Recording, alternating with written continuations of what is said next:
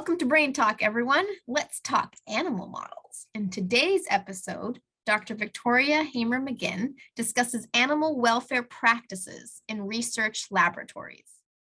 So can you tell us a little bit about your experience in the lab with animals, and why do you think it's important to talk about, for us to talk about this? Yeah, absolutely. That's a big question, but I think let's address it in parts.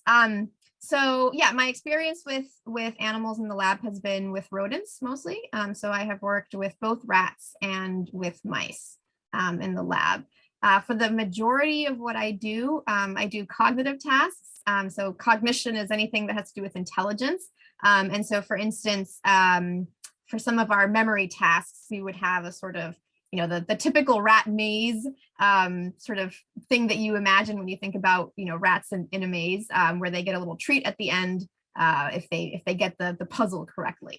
That's been the bulk of what I do with animals. In terms of my experiences, working with animals in the lab is very rewarding in a way, because they are creatures, right? They are not our pets, right? And we shouldn't see them as pets necessarily, but they kind of end up, being a little bit like pets. And I love the animals that I work with. The person who taught me how to work with rodents was actually a Buddhist. And he was very much sort of the idea that every life matters, right? From the largest elephant to the smallest little ant. And he would say a prayer when he started experiments, or when, anything to do with animals, because he had a very sort of deep understanding that animals are contributing to human advancement, and that they should be properly rewarded and appreciated for their contribution to science. And that's kind of my experience with animals. Why I think it's important. I think there are a lot of misconceptions out there. I think that, first of all, when people think scientists, the Frankenstein image pops up a lot. And I'm sure, Timmy, you've experienced this. This is like the evil scientist going, "Wahahaha," right? And that's just simply not true. Yeah. Scientists are people like you and me and Rachel, who are fairly normal, I think, right?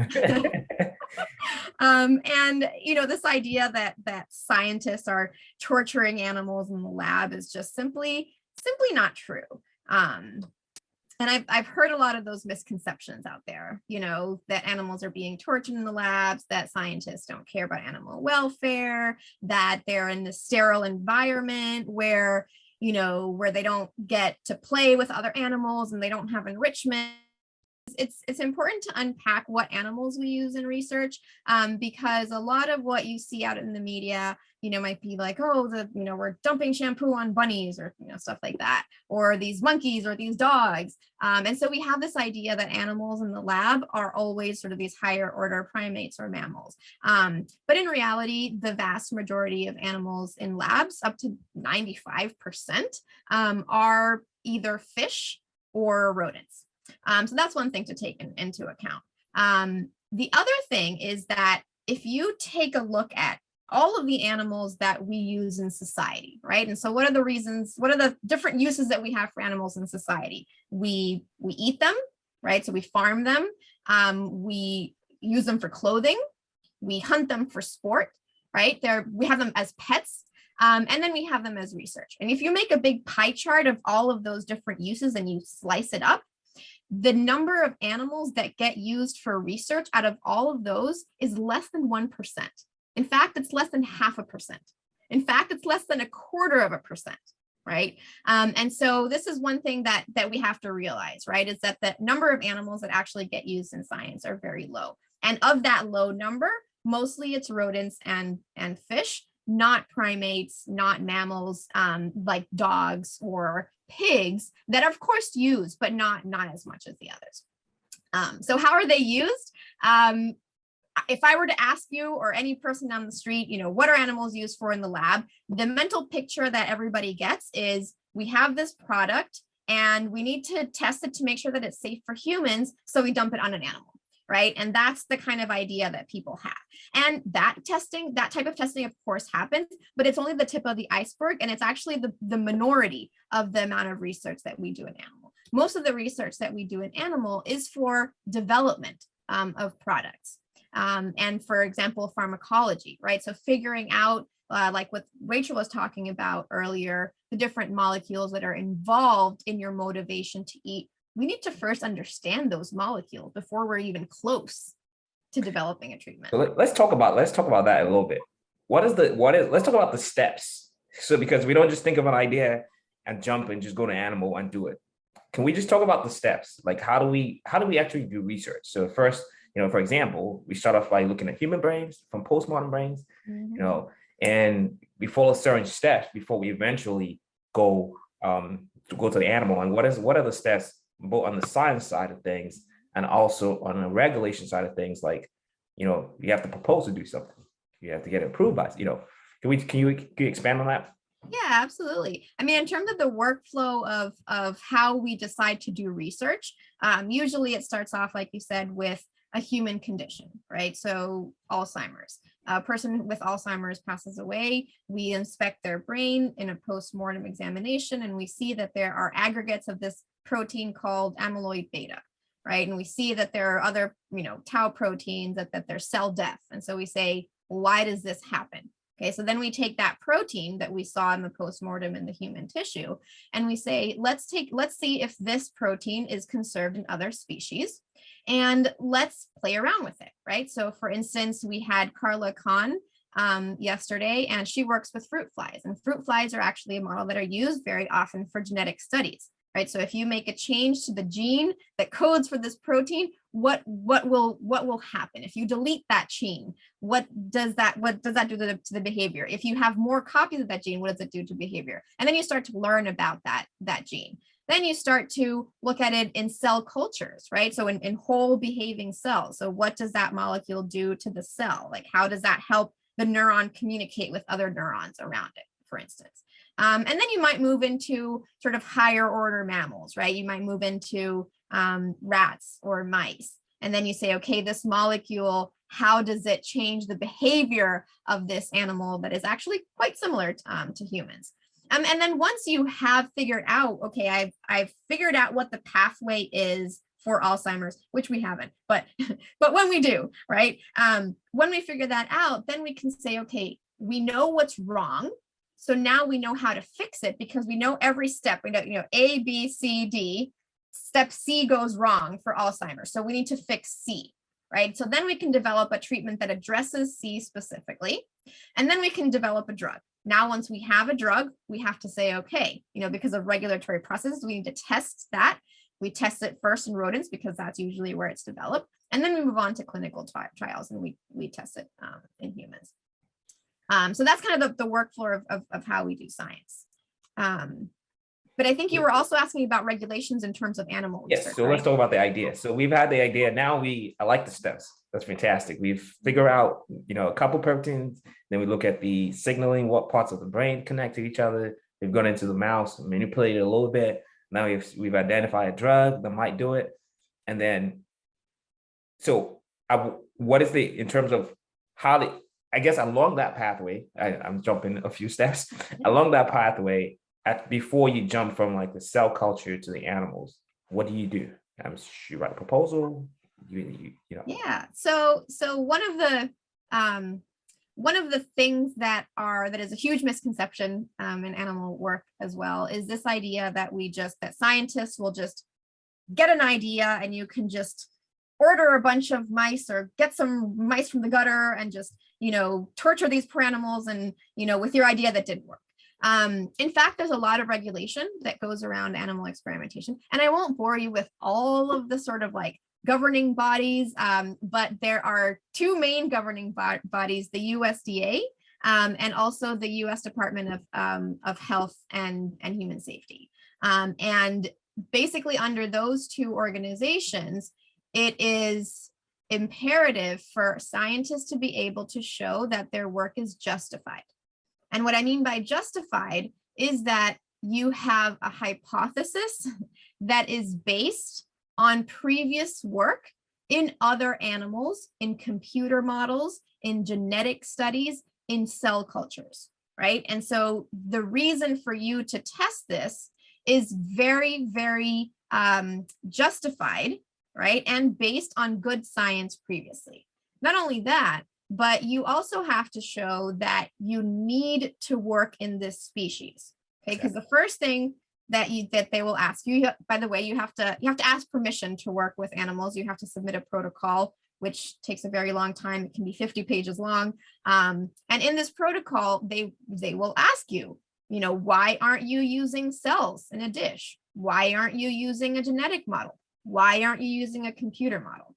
And you have to be able to show, well, actually, the exact type of thing that I'm looking at, in my case, cognitive behaviors, your ability to remember A, B, or C, can't be tested in a cell in a dish.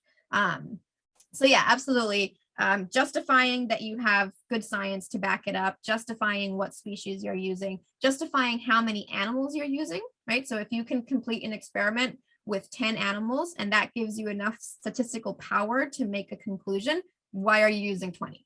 You don't need 20, cut it back to 10. So that's great. So can you tell us a little bit about as a scientist, why would I uphold this laws? Why would I follow this regulations? Right. Yeah, and that's a really good point, right? So I have a lot of so I teach animal welfare in my neuroscience classes. And that's one of the first questions that students will ask. I go through all the regulation and they're like, yeah, but why would I follow the regulation? Like every person is in their own little lab by themselves. What makes us follow the laws? And of course, the first thing that I say to them is that, once again, scientists are normal human beings who don't want to torture animals. And I think that this is an important point to make because as society has evolved in our understanding of animal cognition and our understanding of animal emotion, we have sort of developed societal practices that are more equitable and fair to those animals, right? And of course, because we're normal human beings, those have translated into the lab. So number one motivator for following the laws is that those laws are in place because we're part of society that cares about animals, right? And we're a part of the society. Number two, and this is something that people don't really realize, is that stress is really bad for animals, okay? And stress, as we just talked about earlier, can change our behavior, right? Everybody here in the audience knows that at some point they've been stressed out and had to take a test and you didn't do so well on the test because you were stressed, right? Or you weren't as nice to somebody, or you might have even been immunocompromised because you led a life of such stress, right? So we understand that stress is bad for you. That means that stress is bad for our results.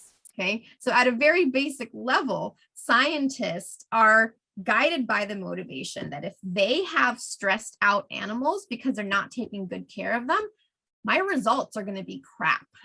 And I'm not going to be able to publish them and they won't really say anything. So that's kind of like an internal motivator. So one quick point about that. On the forms for the regulation, there is a category that talks about pain and distress. Can you talk about that a little bit?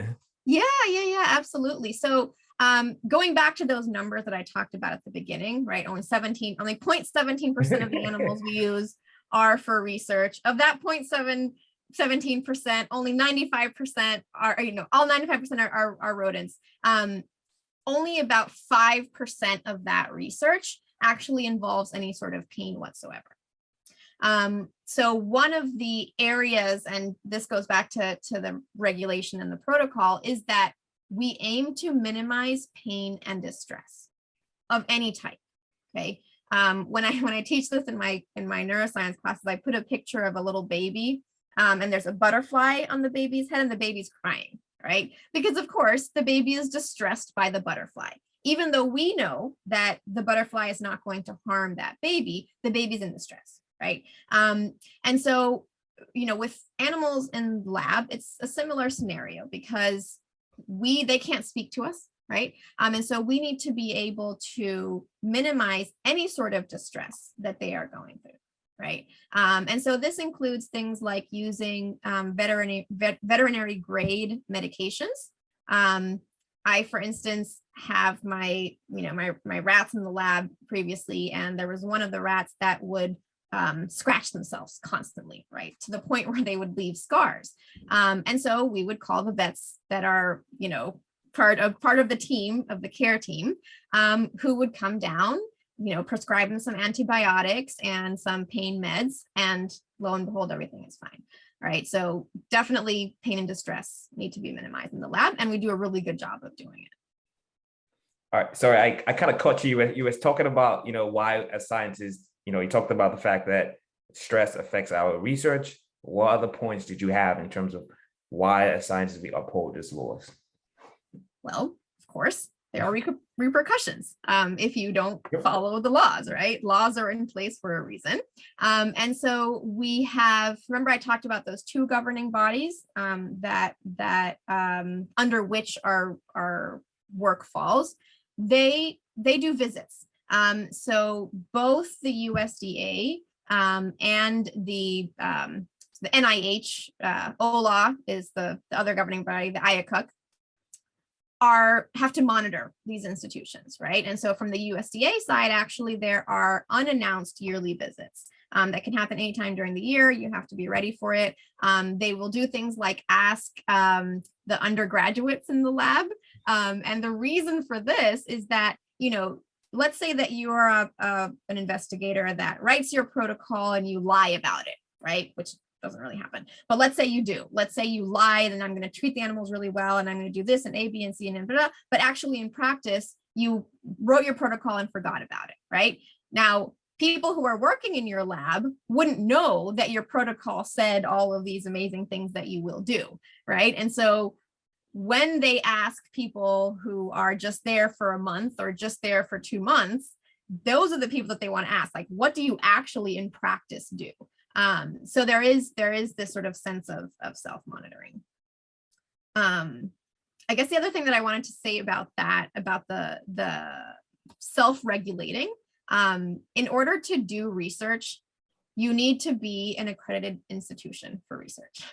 I always think of, I don't know if you've seen the movie with Will Smith, I Am Legend, right? Where there's an apocalypse and he's this famous scientist and he has a lab in his basement, right? And he goes down with a little digital keypad and all the equipment is amazing. Like, that doesn't happen in real life. First of all, it's not legal.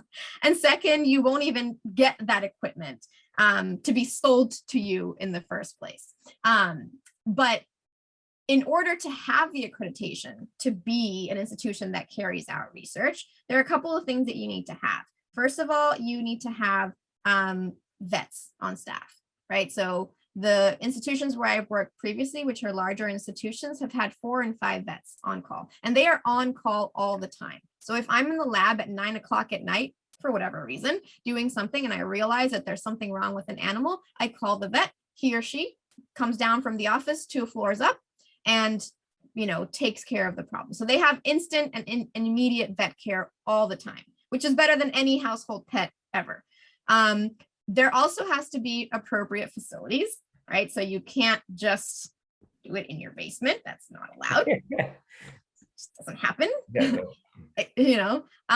And you also have to so you have to train, right? So for instance, in order for me to be able to do research, I have to undergo extensive training by the vets, by the other people in the lab, in order to be able to even pick up a mouse or a rat. And then the last one is that self-monitoring, right? You have to have a committee of people who are constantly visiting labs, making sure that rules are being upheld. They are approving protocols, right? Or questioning protocols. And they are just overall making sure that the institution is following the rules. And I should say, because people always say, oh, self-monitoring doesn't really work because people never, like, why would an institution want it to get out to the public that they've been doing something unethical? So why would they self-monitor appropriately? But actually the IACUC, which is that governing body, is required to contain people from outside of the university. So first of all, it needs to have a scientist, it needs to have a vet, it needs to have a non-scientist, right? So if it's a university, somebody like a history professor, right? Or a philosophy professor. And it needs to include people from outside of the university who have no vested interest in the university. and I know you can probably speak to this, but in my experience, it's supposed to be 5 members. In my experience, the Ayacucks are much larger. They're 10 and 15 people. Yeah, Yeah, definitely. So in terms of, we're wrapping up a little bit now. A couple more questions I have for you. So in terms of, does it get easier working with animals? I can say for myself, especially depending on what kind of research you're doing. If you're doing stress research, for example, does it get easier working with animals? yeah. Like, So I guess yes and no, right? mhm. So there are, in general, we our day to day is just interacting with the animals and like having a little cognitive test and giving them little bacon bits or like, chocolate Hershey's syrup, right? That part is all enjoyable, actually. But for some experiments, you do need to euthanize the animals. And of course, I should say that this occurs in a very sort of somber way. We use medical grade anesthetics, and we use the way we euthanize animals is much more humane than this country euthanizes humans, because of capital punishment. But it's not fun, and it never becomes fun. For myself, I know that, the days when I have to euthanize animals are tough. It's not something that we like doing, but again, we do it with that understanding that this is a service to society that these animals are performing, and that we are sort of contributing to that. So no, it doesn't get easier. Yeah, same. I didn't expect a different answer, because for me personally, I can say that it doesn't get easier working with animals. And those days, that's when you go home and you're stressing and you snack eat. You stress eat, yeah. Or you don't eat, actually. Or you don't, exactly. You just like snacking. We have a couple more minutes. Is there any take-home message about like, and scientists, like you keep emphasizing we're just humans, we're just trying to help, contribute to society in every little way that we can. Is there a 1-minute take home about what you just talked about? Yeah, so I mean, the point that I like to leave with is that, everything that we've talked about here, compare it to how you would react if you have found rodents in your house, right? So when we find rodents in our homes, we put out rat poison, which is essentially the worst possible way that any creature could die. It makes them bleed internally. And so contrast that to the way we treat animals in the lab, which most of them are treated better than household pets. And they are contributing to society. And actually, I did want to, my brain fart came back. You asked me about animal rights versus animal welfare. 30 seconds. 30 seconds. So the idea of animal rights is very different from the idea of animal welfare. Everything we talked about is animal welfare, right? Caring about how these animals are treated, even though we understand that they need to be used in order to advance human medicine. Animal rights is a different position. Animal rights believe that an animal life is completely equivalent to the life of a human. And this is a distinction that you might not be apparent, but I have a little analogy that sort of helps us out with this. So if there was a train full of children, and for some strange reason, this train full of children is in peril and everyone is going to die. And the only way to save all of these children is to flip a switch that essentially would mean that you would have to sacrifice one child for all the others to be saved. Now, that's a very ethically and morally difficult situation for most humans, right? We understand that in theory, logically, it's better to save all of these other children rather than have them all die, right? But pressing that lever to end the life of that one child is not something that many people are willing to do. And now change that situation and put a rat in the place, right? So now you have to flip a switch and a rat dies in order to save all the human children on that train. And that, for many people, that situation becomes morally less ambiguous, because you would say, well, yeah, flip the switch and the rat dies and you save all of the children, of course, right? But people who believe in animal rights believe that the life of that rat is equivalent to the life of the child. And so they would have a very hard time flipping the switch for the rat equally as for the child. And so a very different position. And I know we're out of time, But all in all, there is a lot of misinformation about what we do in the labs. And a lot of that misinformation are campaign ads carried out by animal rights activists who want to end the practice of using animals in lab, but rather than saying that they believe that the two are morally equivalent, they say that we're torturing animals. Not all animal rights activists fall under that group, of course, but there is a very loud minority of them out there. So all in all, animals are treated very well in laboratories. We have a very high regard for their lives and for their well-being. And as a society, we continue to care more about our animals, and side by side, we continue to care more about our animals in the lab.